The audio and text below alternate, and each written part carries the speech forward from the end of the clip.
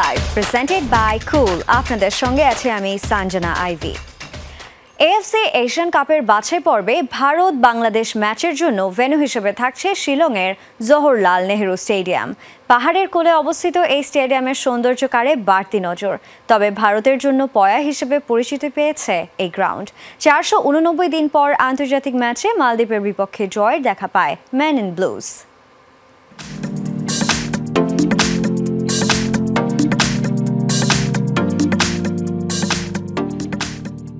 পাহাড় ঘেরা অপরূপ এক সৌন্দর্যের লীলাভূমি ভারতের মেঘালয় রাজ্য, যেখানে বাড়তি আকর্ষণ হয়ে আছে শিলংয়ের জওহরলাল নেহরু স্পোর্টস কমপ্লেক্সের ফুটবল স্টেডিয়াম। পাহাড়ের কোলে অপার সৌন্দর্য নিয়ে দাঁড়িয়ে আছে গ্রাউন্ডটি। কেবল সৌন্দর্যের দিক থেকেই নয়, ভারত জাতীয় দলের ভাগ্যদেবীকে সাথে করে নিয়ে এসেছে এই স্টেডিয়াম। 489 দিন জয়হীন থাকার পর এই মাঠেই জয় উদযাপন করেছিল সুনীল ছেত্রীরা। মালদ্বীপের বিপক্ষে 19 মার্চ এক প্রীতি ম্যাচে প্রথম আন্তর্জাতিক ম্যাচ অনুষ্ঠিত হয় এই স্টেডিয়ামেই। অভিষেকটাও তাই 3-0 গোলে রাঙায় মেন ইন ব্লুজ। বাংলাদেশের বিপক্ষে এই গ্রাউন্ডেই এফসি এশিয়ান কাপের বাছাই পর্বের ম্যাচ খেলবে ভারত। শেষ মুহূর্তের প্রস্তুতিতে ঘষামজা করা হচ্ছে মাঠে। ম্যাচের আগে মিডিয়ার প্রবেশ ও মাঠ নিয়ে কথা বলতে রাজি নয় কর্তৃপক্ষ।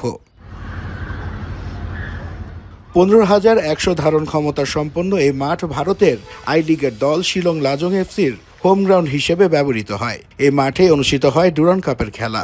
স্থানীয়দের কাছে এই মাঠ অবশ্য পোলো গ্রাউন্ড নামেই বেশি সমাদৃত। ভারতের সাথে এই গ্রাউন্ড ও আবহাওয়া বাড়তি প্রতিপক্ষ হিসেবে থাকছে বাংলাদেশের জন্য। কনকনে বাতাসের সাথে ঝিরিঝিরি বৃষ্টি প্রতিবন্ধকতা হতে পারে লাল সবুজদের। আবহাওয়ার পূর্বাভাস বলছে ম্যাচের দিন পর্যন্ত থাকতে পারে এমন পরিস্থিতি।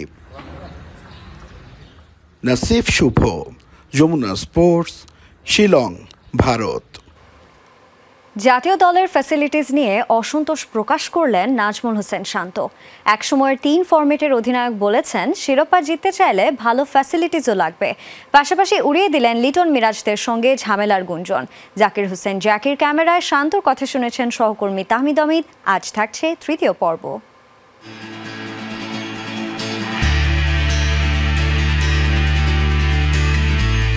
মিরাজের সাথে আপনার ক্যাপ্টেন্সি নিয়ে একটু কথা হয়েছিল, একবার লিটন দাসের সঙ্গে এসেছিল আমাদের কাছে টুকটাক, মানে সেটা আপনি কিভাবে ম্যানেজ করেছেন?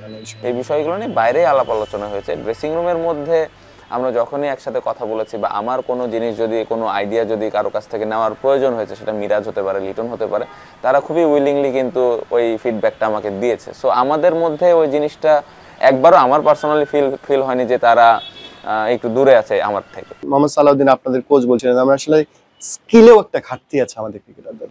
আপনার দৃষ্টিতে মনে হয় আমাদের কোন জায়গাটা পিছিয়ে একদম নির্মোহভাবে যদি বলেন? যে আপনি যদি অস্ট্রেলিয়া, ইন্ডিয়া, ইংল্যান্ড এদের কথা চিন্তা করেন, অনেক পেছনের দিকে আছে। এর পেছনে অবশ্যই স্কিল একটা বড় কারণ। একটা জিনিস সব থেকে ইম্পর্টেন্ট, যখন আমরা এজ লেভেল ক্রিকেট খেলতাম, ওই জায়গাটাতে না রেজাল্ট থেকে আমাদের বের হয়ে আসতে হবে, যে না আমাদের ওই জায়গাতে চ্যাম্পিয়ন হইতে হবে, ওই জায়গাতে সিরিজ জিততে হবে। ইভেন ইন্টারন্যাশনালেও যখন আমরা মোটামুটি সিরিজগুলো খেলি, তুলনামূলক আমাদের থেকে কোনো দলই ছোট না, বাট মনে তো হয় যে না আচ্ছা এই দলটার সাথে আমরা তাসকিনকে বা আমরা মোস্তাফিজকে বা মিরাজকে বা আমি না কেন আচ্ছা ব্রেক নিয়ে আরেকটা নতুন প্লেয়ারকে সুযোগ দিলাম। এই কালচারটা আমাদের তৈরি করতে হবে, আমাদের রেজাল্টটা ভুলে যাইতে হবে। পাশাপাশি ফ্যাসিলিটিস, এই জায়গাটা খুব ইম্পর্টেন্ট, খুব ইম্পর্টেন্ট।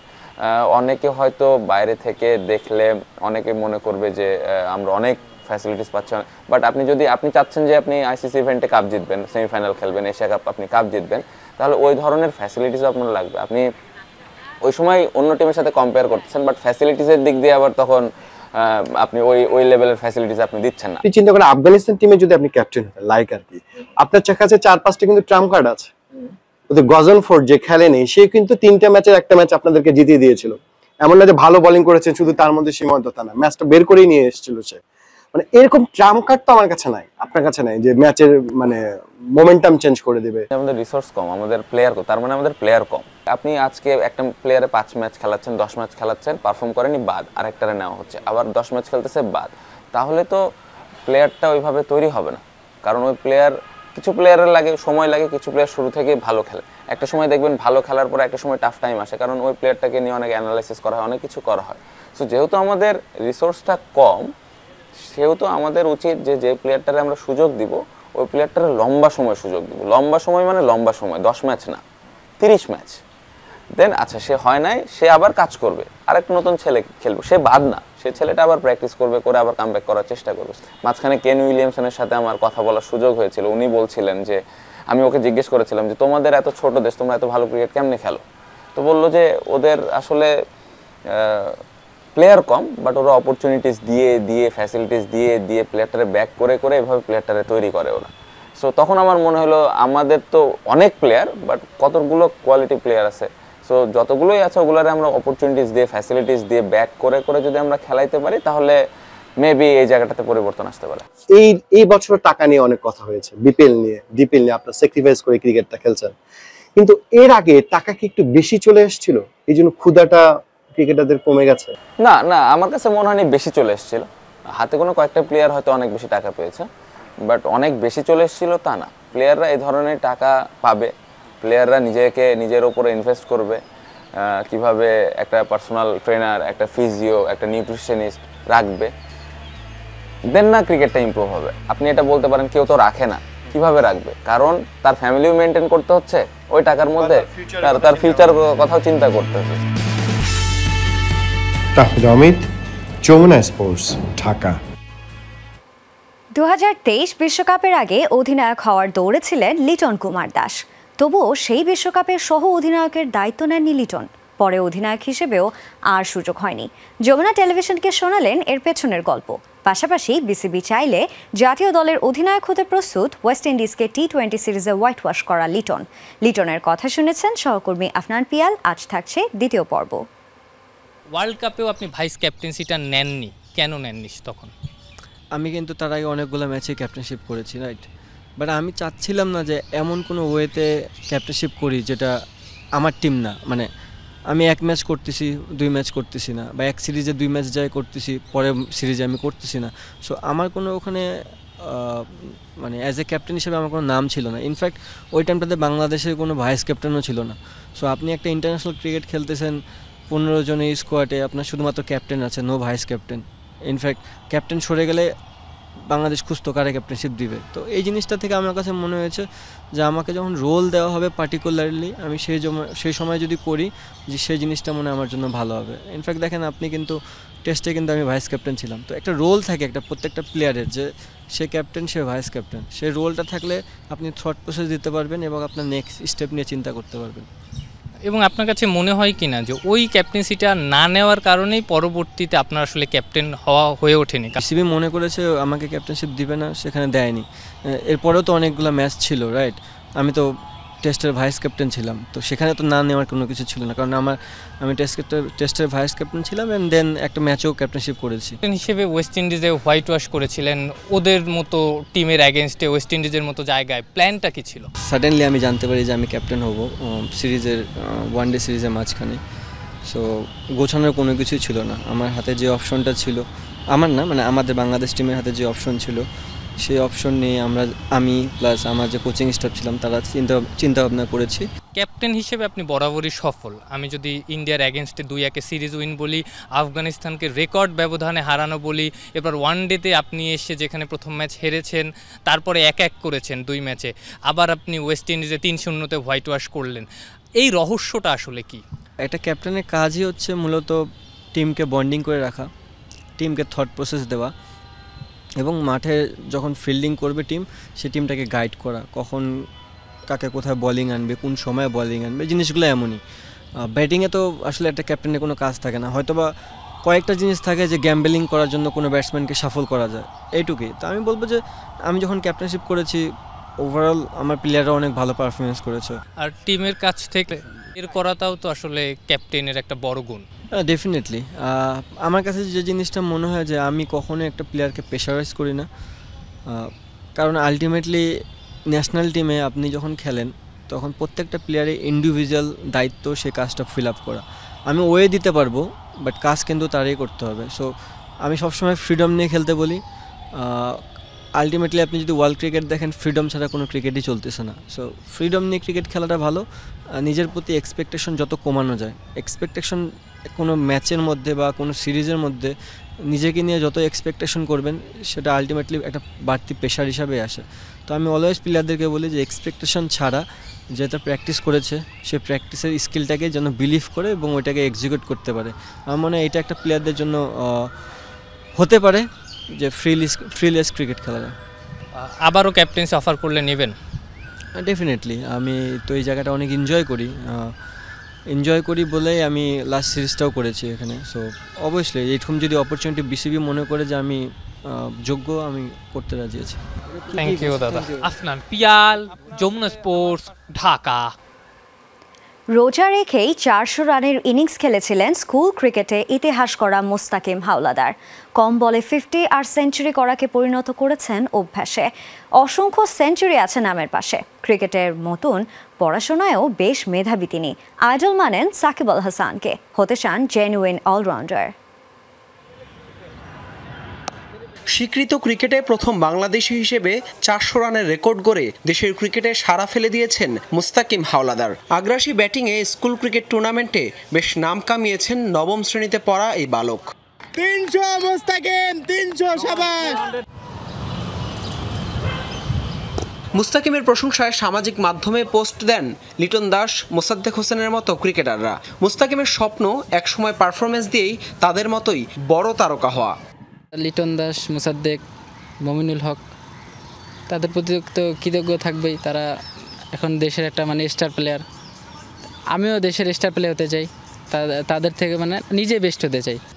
আইডল মানেন সাকিব আল হাসানকে, হতে চান পরিপূর্ণ অলরাউন্ডার। ব্যাটিংয়ের পাশাপাশি লেগ স্পিনেও বেশ ভালো মুস্তাকিম। আইডল সাকিব আল হাসান। কারণ হলো তার মাঠের এফোর্ট বলেন আপনি, ব্যাটিং, বোলিং, ফিল্ডিং, টিমের প্রতি যে সাপোর্টটা, ওই এফোর্টটার কারণে তার অনেক ভালো লাগে। তার ওইটাই নেওয়ার চেষ্টা করি অনেক। সামনে লক্ষ্য তো একটাই, প্রপার অলরাউন্ডার হিসেবে সামনে খেলতে চাই সব জায়গায়। রোজা রেখেই 400 রানের কীর্তি করেছিলেন এই তরুণ। বাবা মিজানুর রহমান শোনালেন এমন অসংখ্য সেঞ্চুরির গল্প। শুধু খেলাধুলা নয়, পড়াশোনাতেও বেশ মেধাবী মুস্তাকিম। রোজা রাইখেই সে 404 রান মারছে এবং যতগুলো ম্যাচ খেলছে ও রোজা রাইখেই খেলে। বিগত 6 মাস যাবৎ একটানা 9 থেকে 10টা সেঞ্চুরি আছে পরপর, হাফ সেঞ্চুরি এবং সেঞ্চুরিগুলো সবগুলোই আপনার, যেগুলো হাফ সেঞ্চুরি 20 বলে 25 বলে 50, আবার যেটা সেঞ্চুরি সেটা 50-60 বলের বেশি তার খেলা লাগে না।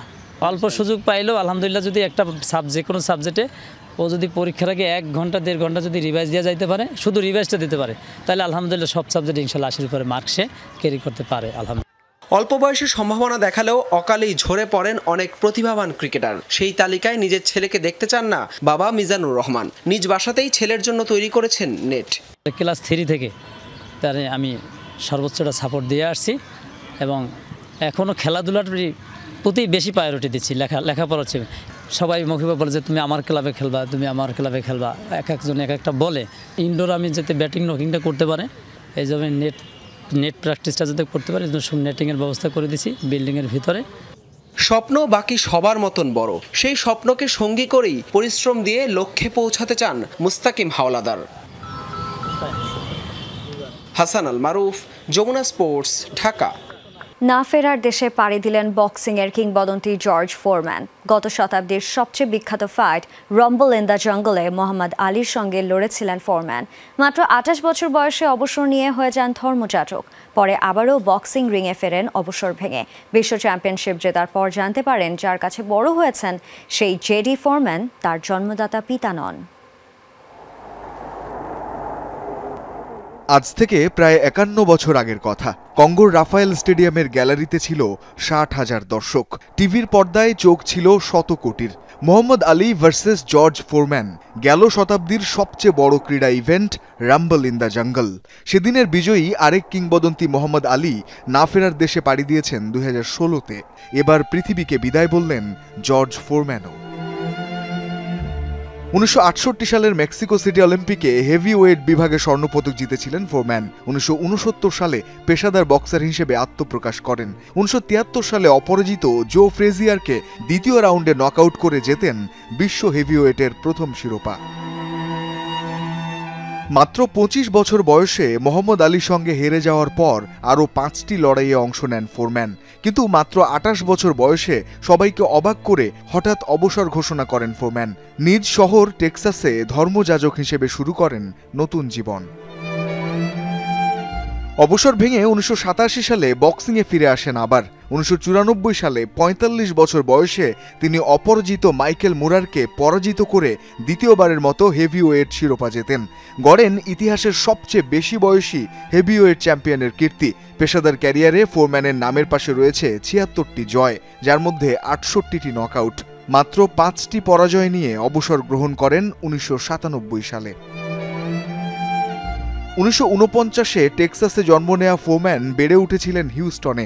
বক্সিংয়ে হেভিওয়েট বিশ্ব চ্যাম্পিয়নশিপ জেতার পর জানতে পারেন যার কাছে বড় হয়েছেন সেই জেডি ফোরম্যান তার জন্মদাতা পিতা নন। ততদিনে দ্বিতীয় বিশ্বযুদ্ধে লড়াই করা তার আসল বাবার সঙ্গেও যোগাযোগ হয় ফোরম্যানের। ফোরম্যান তার স্ত্রী মেরি জোয়ান মার্টেলি 5 পুত্র 5 কন্যা এবং 2 দত্তক কন্যা রেখে গেছেন। জর্জ ফোরম্যানের মৃত্যুতে ক্রীড়া জগতে নেমে এসেছে শোকের ছায়া। তবে তিনি অমর হয়ে আছেন বিখ্যাত সেই হেভিওয়েট লড়াই রাম্বল ইন দ্য জঙ্গলে। রঞ্জন শান্ত, যমুনা স্পোর্টস। আর এই ছিল আজকের স্পোর্টস লাইভে। এতক্ষণ সঙ্গে থাকার জন্য সবাইকে ধন্যবাদ। আল্লাহ হাফেজ।